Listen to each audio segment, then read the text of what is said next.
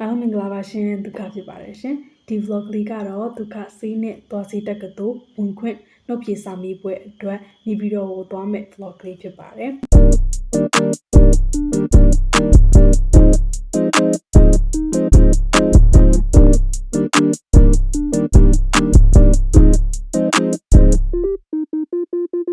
ဒီကြတဲ့အတိုင်းပဲပေါ့နော်စေးနဲ့သွားစေးတက်ကတူဝင်ခွင့်နှုတ်ပြေစာမေးပွဲ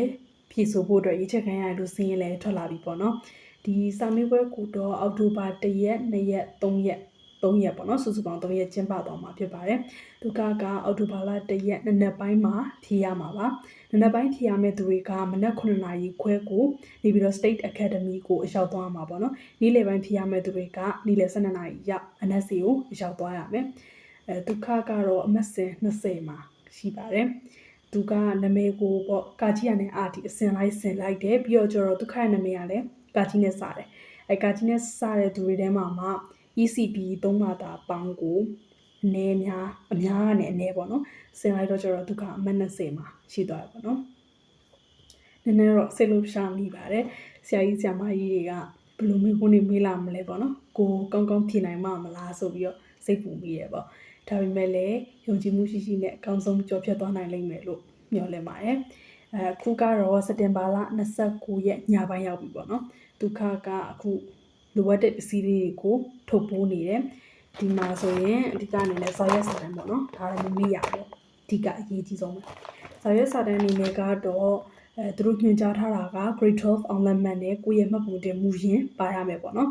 ဒုက္ခအဲ့အရာတွေတော့ပါတယ်ဒါပေမဲ့လူမဲအနေနဲ့ပေါ့ဒုက္ခရဲ့အမှတ်စရင်မူရင်းရဲ့မိဘနှစ်ပါမှတ်ပုံတင်မိတ္တူပြီးတော့အိမ်အောင်စုစရာမူရင်းနဲ့မိတ္တူအဲ့ဒါလေးပါထပ်ပြီးတော့ထည့်သွားလိုက်တယ်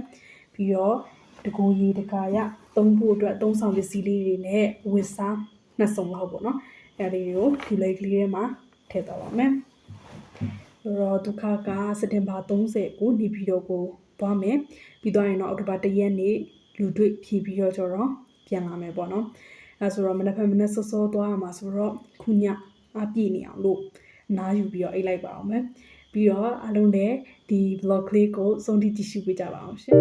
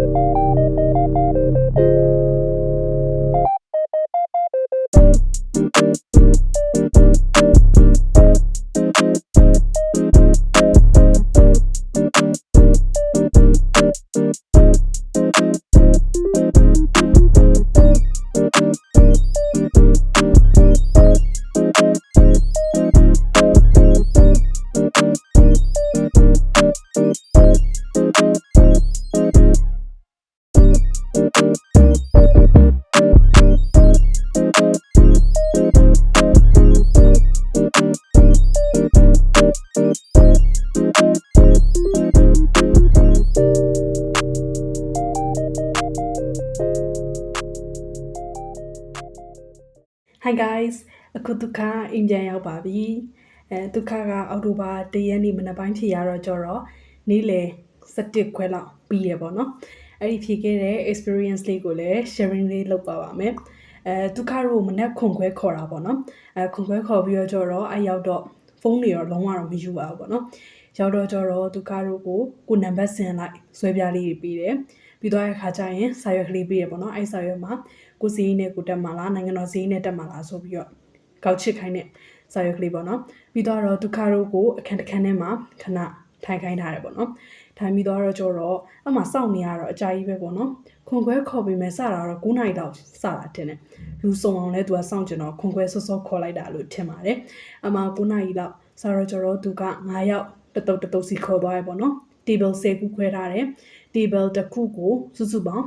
25ယောက်25ယောက် table တစ်ခုစီပေါ့နော်အဲဆိုလူယောက်250ပေါ့အမှသူက table 1ကြတယ်table 1ကိုသူကတစ်ကနေ25အထိကိုခေါ်သွားတာ9ယောက်တတုတ်အဲ့လိုခေါ်သွားတယ်ပေါ့နော်ဒုက္ခ20ဆိုတော့ကျတော့နည်းနည်း table 1မှာနောက်ဆုံးလောက်ဖြစ်သွားတာပေါ့နော်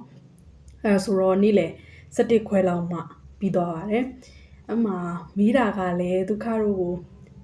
ဒီတိုင်းပဲပေါ့နော်ကိုယ့်ရဲ့ physical ဘိုင်းနဲ့ mental ဘိုင်းကိုပဲစစ်တာလို့ပဲမြင်နေပေါ့နော်ဒီတိုင်းလူခေါ်စိတ်အောင်လောက်ပဲလို့ထင်တယ်ပြီးတော့မိတဲ့မိကွန်လေးတွေကလည်းကိုယ့်ရဲ့အတွေ့အကြုံတွေကိုသိထားတဲ့ knowledge လေးတွေကိုအခြေခံပြီးတော့ကိုယ့်ရဲ့ထင်မြင်ချက်ကိုပြောရတဲ့မိကွန်လေးတွေဖြစ်တဲ့အတွက်ကြောင့်ခက်တော့မခက်ပါဘူးစင်ပြေနဲ့ဖြေနိုင်ခဲ့ပါတယ်အတွေ့အကြုံနေနဲ့ဆိုရင်တော့တကယ်ချင်းတွေနောက်ထပ်အသက်တွေလည်းရတယ်ပြီးသွားတဲ့ခါကျရင်ဒီပြီးတော့ State Academy ကိုလည်းရောက်ဖူးသွားတယ်ပေါ့နော်ဒါကြောင့်မလို့ experience လေးရတော့အရင်ကောင်းပါတယ်လူတွေဖြေရပြီမယ်ပေါ့နော်တကယ်ချင်းတွေနဲ့လည်းပြန်တွေ့ရတော့ကြတော့ပျော်ဖို့ကောင်းပါတယ် so ဒီ vlog လေးကတော့ဒီလောက်ပါပဲရှင်bye bye see you guys in the next video